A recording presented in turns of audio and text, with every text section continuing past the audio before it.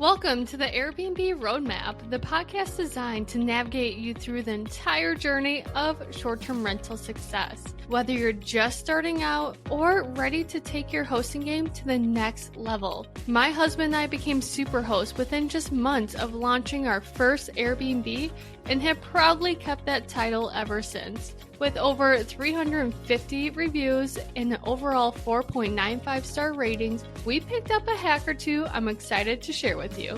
In each episode, I break down the strategies, insights, and industry secrets that set profitable short-term rentals apart. From choosing the right property, understanding local regulations, and obtaining your listing to go beyond just the basics. I'm here to share everything you need to succeed.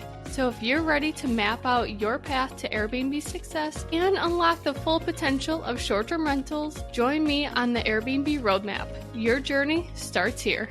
Hey, I'm Brittany Wenninger, and welcome to another episode of the Airbnb Roadmap. Before we get into today's episode, I do want to give you a little life update about our cabin that we are under contract with. We are crazy ahead of schedule, which is so rare because I feel like all the other transactions that we had with our other properties, it did not go smooth whatsoever. So this, knock on wood, is going very smoothly. We did get the appraisal back and it did appraise for above what we negotiated and all that good jazz. So we just got instant equity, which is quite awesome because we would eventually down the road do a cash out refinance and put money into another short-term rental. So that's kind of how you start to grow your portfolio. Is once you get your very first one, you make sure that one is successful. You use that money that you earned from the first one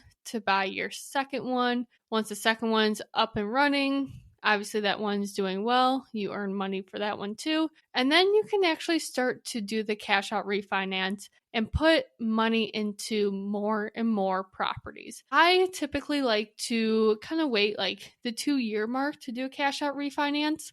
Now, some lenders do actually require 2 years, but the reason why I like to just wait the 2 years is because a lot of the lenders require at least 2 years of proof of revenue or I guess proof of profit, like you are actually making money on these properties in order for them to use the property for the next purchase. So the 2-year mark is actually really important for just the real estate industry in general, because there are way more things involving the 2-year mark when it comes to lending. So that's a little fun fact.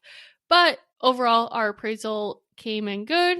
We actually submitted all of our documents for our loan program, and we are literally just kind of sitting around. We are starting the design process. So I'll kind of talk more about that once we actually go through it. But I'm super jacked about this. So that's my little life update. Now let's actually get into the episode. The reason why you clicked on that spiffy little button saying play now, right? So today's episode is all about dynamic pricing for your short-term rentals. And what exactly is that? A lot of people, whenever I mention dynamic pricing, they kind of look at me like they have, a deer in the headlights. What did you just say? But overall, this is a huge game changer for short-term rental owners. And that's because it will either make or break your revenue and your profits. If you're a short-term rental host or thinking about becoming one, this is a strategy you cannot afford to ignore. So let's dive into how dynamic pricing works, the tools that can help you, and obviously the strategy that maximizes your profits even in your very first year. Dynamic pricing is all about adjusting your rental rate in real time based off of demand, seasonality, local events, and market trends. Instead of just guessing what the property could do, dynamic pricing tool uses data to calculate the best price for any given day. My husband and I actually use a dynamic pricing software program called Price Labs, and we'll get into different companies and their pros and cons and strengths, weaknesses, all that good jazz. but we personally use Price Labs, and I have loved it ever since we started. We did start from the get-go, so I don't really know, life without dynamic pricing, but overall, I'm just shocked on this whole software program and how it comes up with prices for you, and it does such a good job. So here's actually how it works. Dynamic pricing tools analyze tons and tons of data. Like if you actually took the time to analyze all this data yourself, you will literally be sitting in your office chair or wherever you do work for days, maybe even weeks, maybe months. Like it's ridiculous and is always ever changing too. So it looks at occupancy rates in the area that your short-term rental's in. It also looks at the day of the week because obviously the weekends are going to be much, much more in demand than obviously a weekday. Or like a Monday is probably a lot slower than, let's say, a Thursday or a Friday. Also looks at local events like festivals or conferences. So my example way back when in, I don't know what episode, but Atlanta, Georgia, they have a huge conventional space. And I've been to a convention in Atlanta, Georgia. My husband's been there. Like, it just seems like it's the go-to place. So all of those short-term rentals are probably jacking up their prices when there's a convention in town because they know that their short-term rental is going to be booked and they want to maximize as much money as possible. And then finally, they look at how far in advance someone is booking. So let's say, for example, if it's summertime and someone's like, oh my gosh, my stay was so good, I need to book this place next year.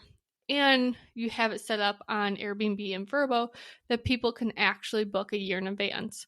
And these people are like, oh, I love it. Let's book again for next year. Let's make this be a annual trip to the same cabin. Once dynamic pricing kind of sees this, they're like, oh my gosh, people are booking a year in advance. Let's jack up these prices because we know that this is going to be super popular. Another example is during peak season or even big events, prices go up to match the demand.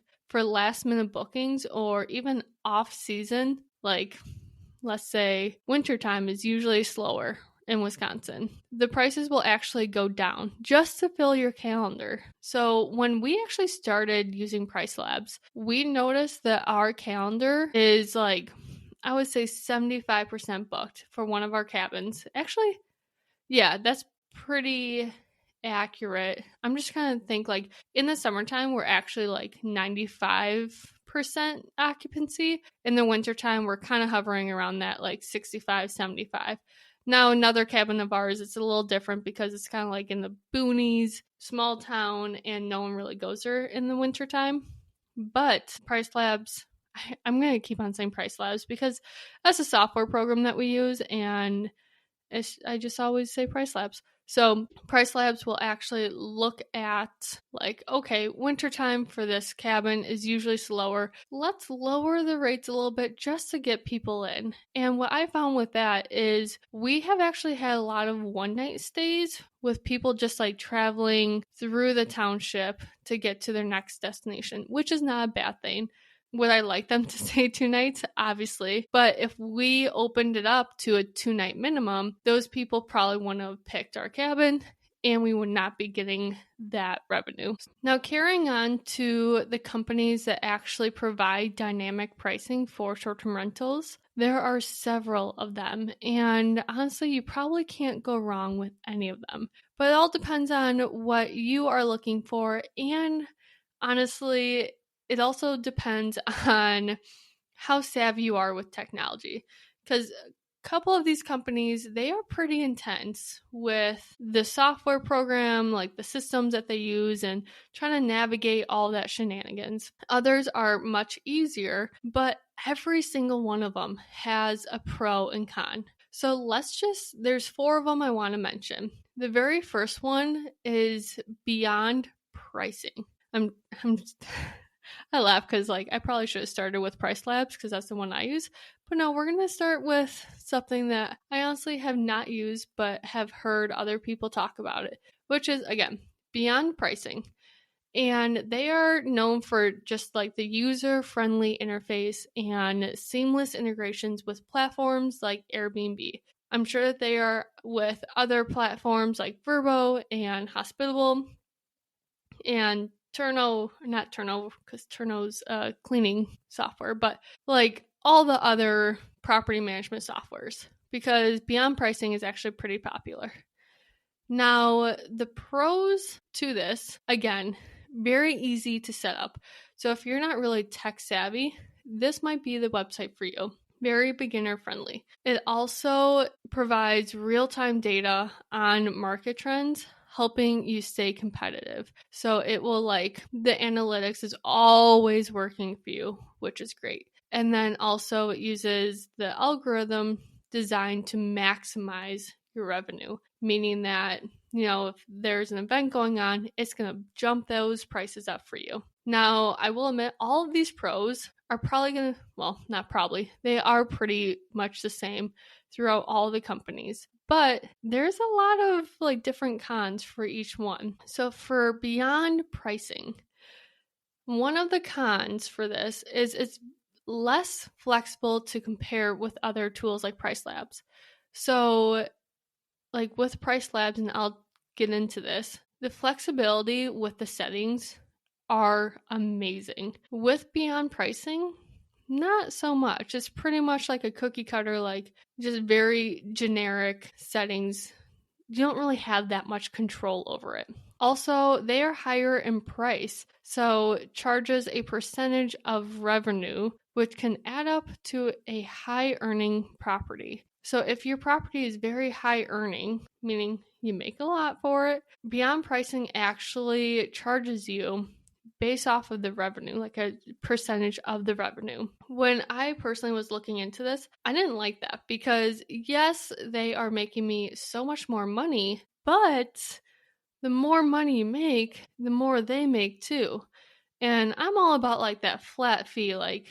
I like to calculate everything out and make sure that the price actually stays the same and I know what I'm going to get charged that month. With Beyond Pricing, unfortunately, you don't have that. It fluctuates every month because of your revenue will be, change every month. Now, you could obviously go on the other side of the flip side, and if you don't make that much that month, you're not getting charged that much. But obviously that's not the goal here. The goal is to make boohoo bucks, right? So that's not ideal. And then obviously, like I mentioned, if you are a advanced user, you know technology pretty well, this website might not be for you. It might be a little bit too basic. Now carrying on to my website. Here we go. It's not actually my website. It's just the website I use. Price Labs. So Price Labs is very customizable. A little too customizable that I don't really use half of the settings, and I'll gladly admit that because I don't think I need to use half the settings. But the settings I do use has changed the game for us.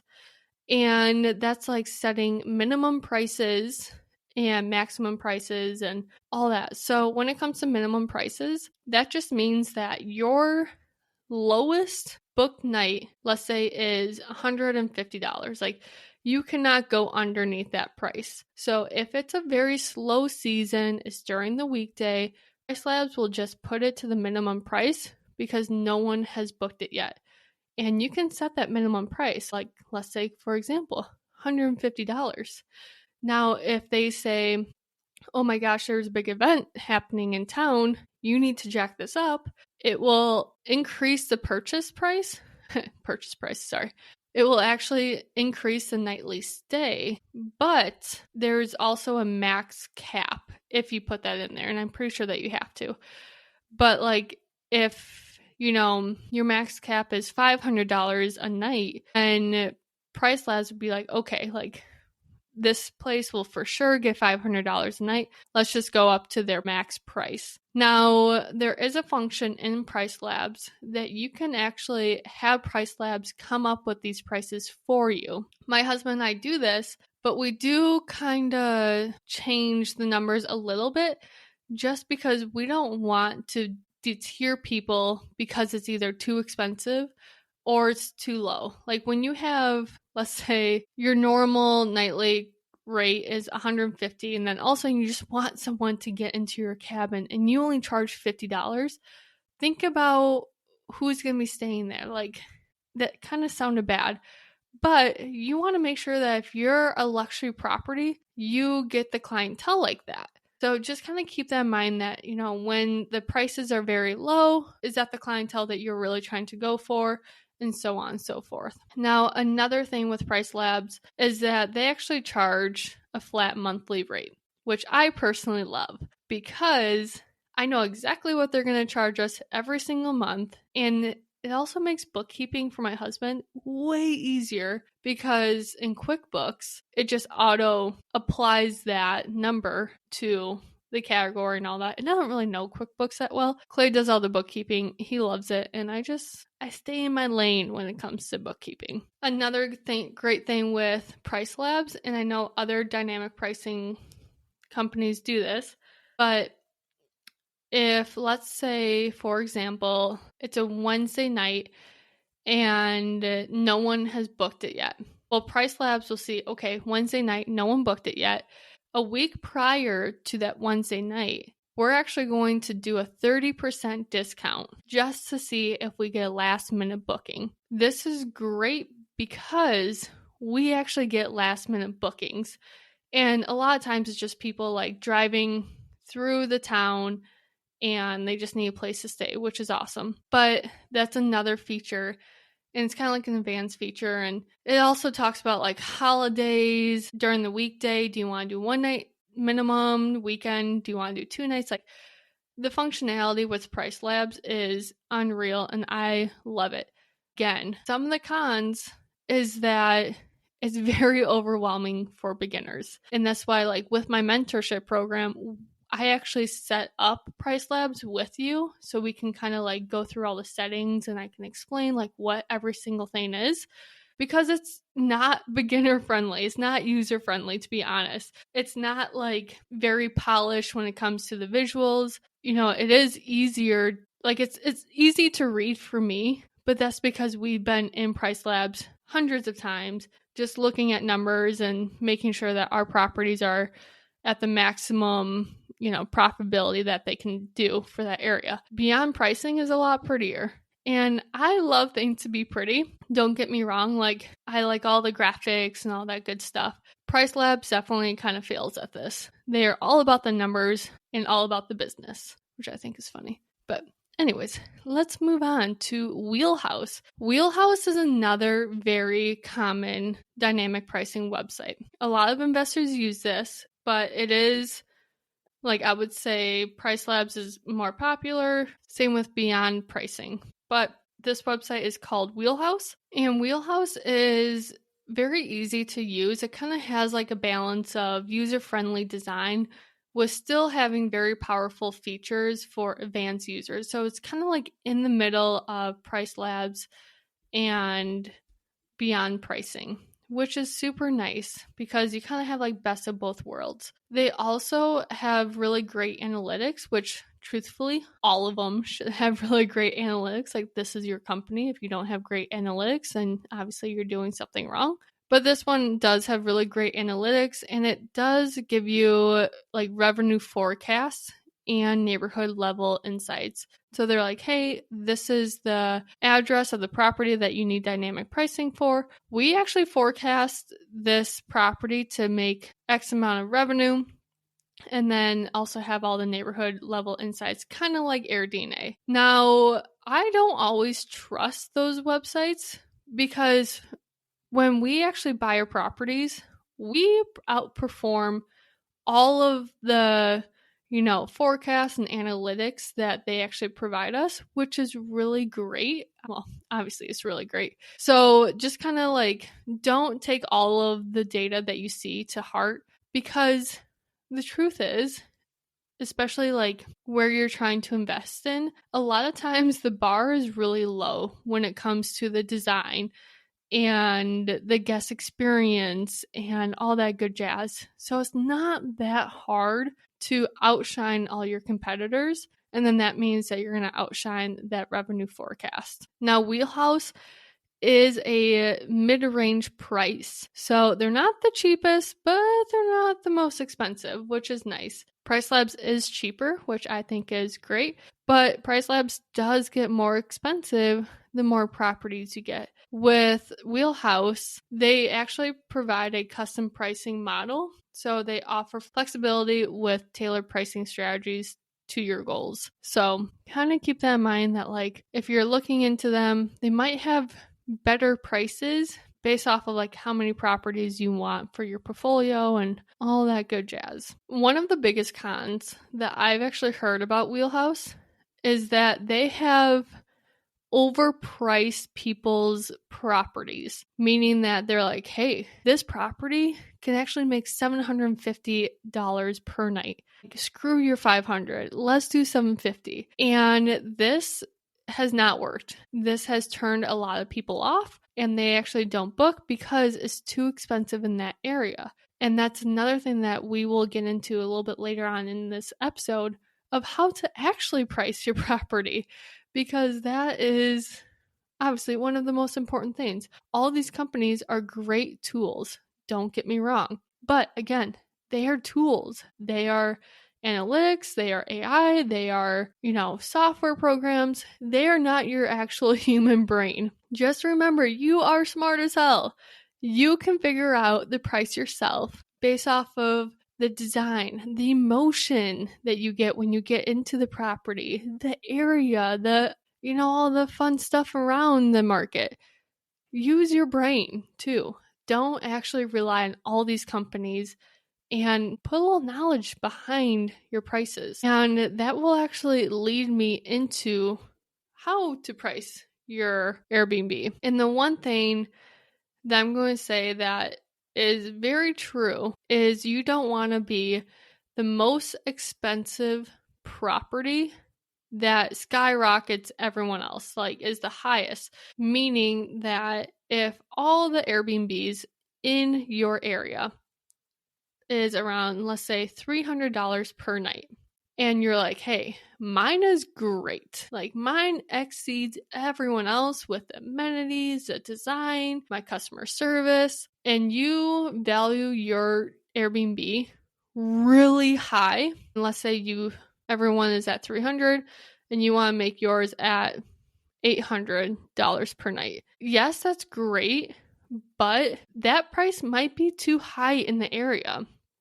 So like Wisconsin, we are not California prices. So if a California investor purchases a Airbnb in Wisconsin, and he might have a mindset of like, hey, I can charge $1,500 per night. I don't have a pool. I don't have a hot tub. I really don't have that many amenities, but like this is a big house and it's really cool. He might fail because his expectations were way too high.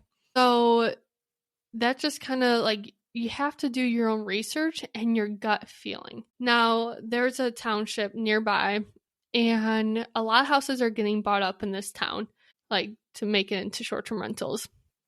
A couple of these rentals, or Airbnbs, I should say, sorry. A couple of these Airbnbs are outrageously cool.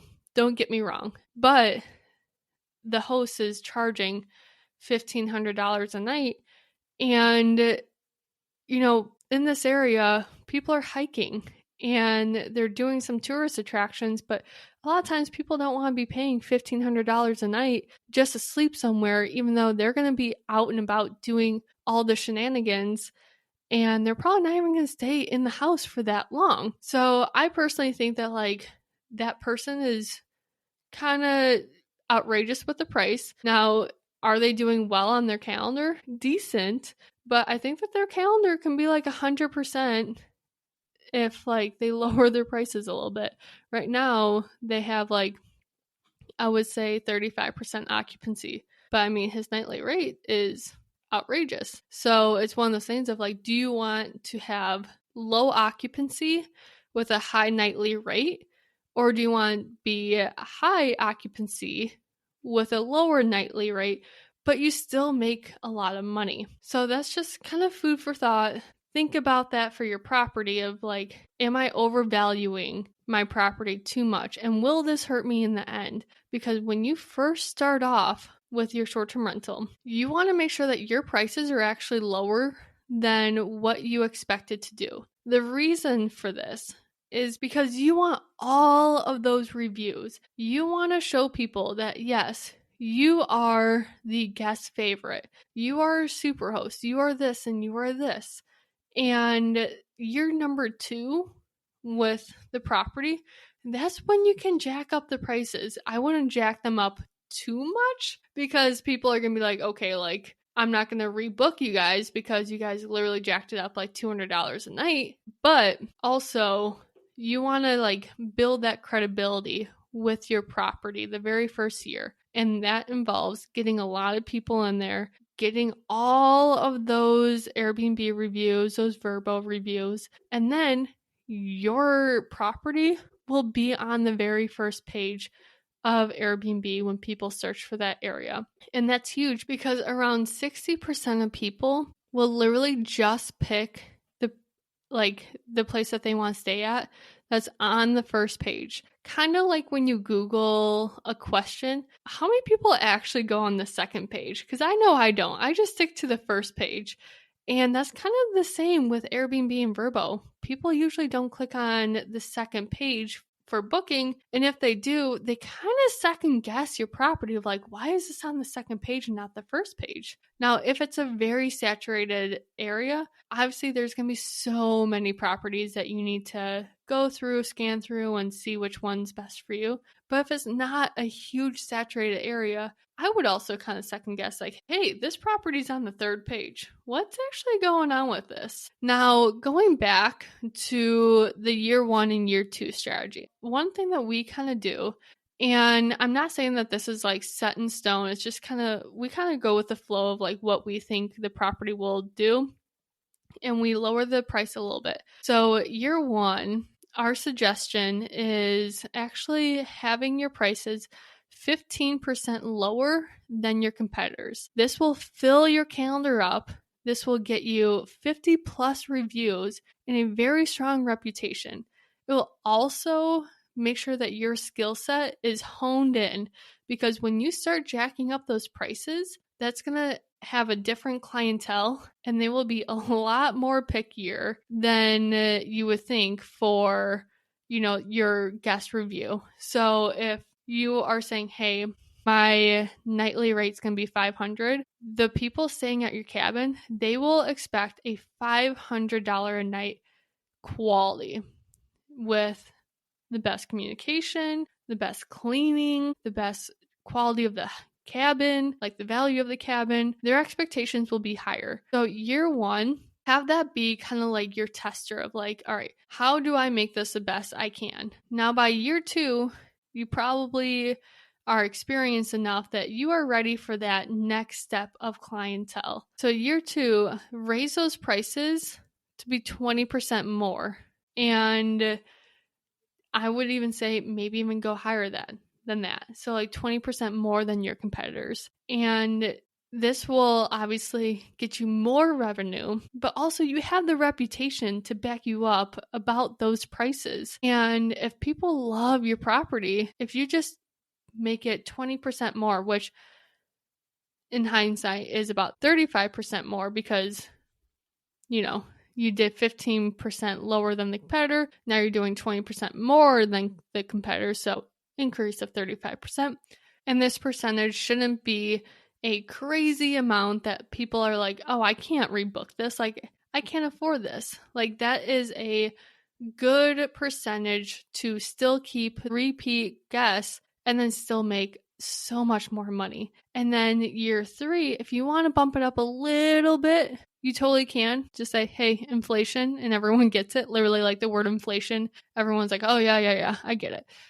So you can do that. I just wouldn't bump it up a lot because then it's kind of getting to that sticky point of like, is the value actually there for your property? So overall, dynamic pricing is one of the smartest strategies just for short-term rental success, to be honest. And again, we started this from like day 1 of dynamic pricing strategy. We don't use Airbnb because Airbnb's dynamic pricing, they will actually favor their own website, and they want guests to be into your property at all times because they get the host fee. So their dynamic pricing is actually pretty flawed because they don't make your property worth as much as it actually is. So don't do Airbnb dynamic pricing. Use a different company and do your own research too. But whether you're just starting or looking to boost your income, it's worth exploring. Trust me. Again, in my mentorship program, I do help you with Price Labs. Price Labs is the one that I use, so we would probably use that too, but it's very difficult, and I do help you go through that and maximize those profits for you. But till then, I will see you next time. Thanks for joining me on the Airbnb Roadmap. If you're loving these episodes and want to keep the conversation going, be sure to subscribe, leave a review, and share this podcast with someone who's ready to dive into the world of short-term rentals. Got a question or topic you would love to hear about? Reach out. This podcast is all about learning and growing together. And don't forget to follow me on Instagram, the Airbnb Roadmap Podcast, for more tips, tricks, and behind-the-scene insights. Until next time, here's to turning your short-term rental dreams into thriving realities. I'll see you back here soon.